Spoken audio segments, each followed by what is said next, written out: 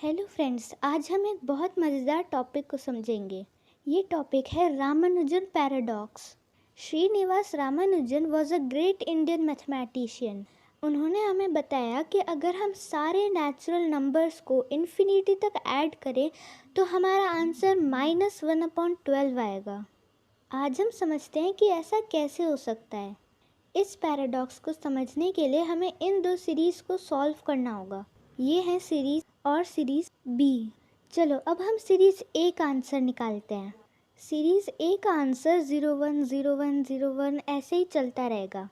ऐसा इसलिए क्योंकि 1 - 1 0, फिर 0 + 1 1, फिर 1 - 1 0 ऐसे करके। तो हम एक तरीके से कह सकते हैं कि सीरीज़ ए का आंसर आएगा हाफ, यानी 1/2। ऐसा इसलिए क्योंकि इसका आंसर आ रहा है 01 01 01, है ना।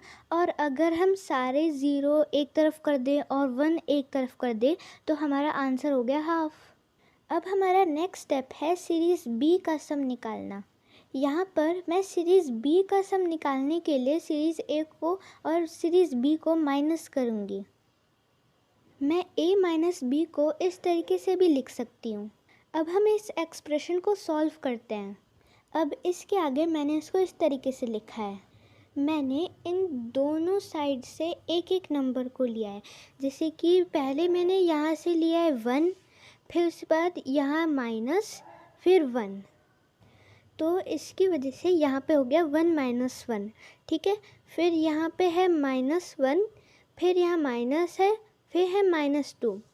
तो माइनस माइनस प्लस होता है, तो इसलिए मैंने फिर यहाँ प्लस लगा के -1 + 2 लिखा है। तो फिर मैंने इस तरीके से इसको लिखा है। यहाँ पे मैंने प्लस इसलिए किया है क्योंकि यहाँ पे मैं एक एक नंबर ले रही हूँ और इन सब का मैं वो सम ले रही हूँ और मुझे इस पूरे का निकालना है। तो उन सारे सम्स को मुझे ऐड करना होगा इस पूरे का आंसर निकालने के लिए। फिर आगे मैंने ऐसे किया है, यहाँ पे +1, फिर माइनस और फिर +3। प्लस माइनस माइनस होता है, तो इसलिए +1 तो 1 - 3, ठीक है। फिर मैंने प्लस लगाया है और फिर उसके बाद इसके आगे है -1, फिर -4। माइनस माइनस प्लस होता है और यहाँ -1 था तो मैंने लिखा है -1 + 4 और ऐसे करके ये चलता ही जाएगा। अब मैंने इसे आगे सॉल्व किया तो मेरा आंसर ये आया। यहाँ पर मैंने किया 1 - 1 0, फिर -1 + 2, तो फिर इसका आंसर आएगा +1। फिर उसके बाद 3 - 1, तो फिर आएगा -2। फिर 4 + -1, इसका आंसर आएगा +3। और फिर ऐसे करके ये चलता ही रहेगा। प्लस माइनस माइनस होता है, इसलिए मैंने यहाँ पे -2 लिख दिया है। अब मैं इसे और आगे जितना करूँगी ना, ये ऐसे ही होता रहेगा। +1 -2 +3 -4 +5 -6 ऐसे ही चलता रहेगा। अब आपने एक चीज़ नोटिस की, ये जो मेरा आंसर +1 -2 +3 ये सब जो आ रहा है ये तो बी सीरीज़ है। देखो यहाँ पे बी में भी मैंने यही लिख रखा है, +1 -2 +3 -4 +5 -6। यहाँ पर मैंने सीरीज़ ए को सीरीज़ बी से माइनस किया था और उसका आंसर वापस से सीरीज़ बी ही आ गया। ये बहुत इंटरेस्टिंग है। इसका मतलब हम ये कह सकते हैं कि a - b = b। चलो अब हम इसे आगे लिखकर सॉल्व करते हैं इसको ही, a - b = b को। हम ये कह सकते हैं कि a = b + b, क्योंकि अगर मैं -b को इधर इक्वल के बाद ले आऊँगी तो फिर प्लस बन जाएगा। फिर a = 2b और b = a/2, क्योंकि पहले 2 × b था और मैं 2 को इक्वल के दूसरी साइड ले गई तो फिर वो डिवाइड में बदल गया।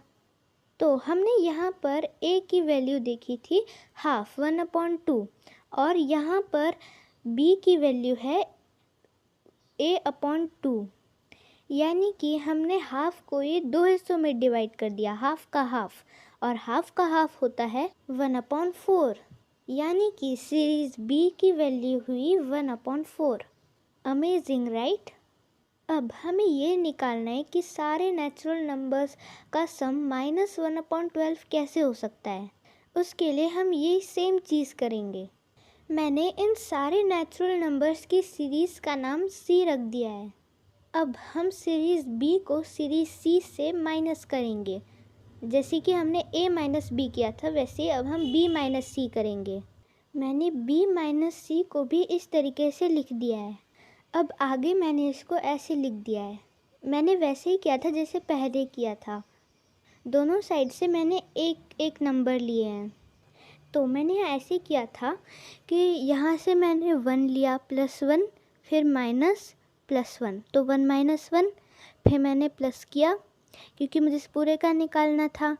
फिर -2 माइनस +2, तो प्लस माइनस माइनस होता है, तो फिर -2 फिर प्लस, फिर यहाँ +3 था, फिर प्लस माइनस माइनस हो गया, फिर -3 हो गया, 3 - 3, फिर प्लस, मैंने इसी तरीके से -4 लिख दिया है और ये ऐसे ही चलता रहेगा। तो अब आगे हमारा आंसर ये आ रहा है। 1 - 1 0 होता है, -2 हो गया -4, फिर 0, फिर -4 - 8 और ये ऐसे ही चलता रहेगा। यहाँ पर आप नोटिस करोगे कि यहाँ 4 के टेबल के जैसा कुछ चल रहा है। 0 की तो कोई वैल्यू नहीं होती, इसलिए मैं यहाँ से 0 हटा दे रही हूँ। तो हमें ये क्लियरली पता चलता है कि हमारे आंसर्स ऐसे ही जाते रहेंगे, -4 -8 -12 -16, और ये चल रहा है -4 का टेबल। -4 1 ज़ा -4, -4 2 ज़ा -8, -4 3 ज़ा -12। अब मैं इसी चीज़ को एक और तरीके से लिखती हूँ। तो मैंने यहाँ पर लिखा है -4, फिर ब्रैकेट में 1 + 2 + 3 + 4 + 5 और ऐसे ही चलता रहेगा। ये ब्रैकेट्स में मैंने लिखा है। अब मैंने ब्रैकेट्स में ऐसे क्यों लिखा है, क्योंकि मैंने इसको एक और तरीके से लिखा है ना, तो यहाँ पे इसका मतलब, तो जैसे ही ब्रैकेट खुलेगा तो फिर -4 इन सब से मल्टीप्लाई होगा। तो यहाँ पे -4 × 1 -4, -4 × 2 -8, और मैंने बीच में प्लस का भी लगा दिया है। तो फिर यानी मैंने इसको ही इस तरीके से लिख दिया है। अब आपने एक और चीज़ नोटिस की, ये जो मैंने लिखा है 1 + 2 + 3 + 4 + 5, ये तो C वाली सीरीज़ है। और मैंने किया क्या था, B - C, यानी कि मैं ये कह सकती हूँ कि B - C = -4C, यानी कि -4 × C। इसका मतलब मैं ये भी कह सकती हूँ कि B = -3C, क्योंकि मैं इस वाले -C को इधर ले आई थी तो ये +C हो गया था, जिसकी वजह से ये -3C बन गया है।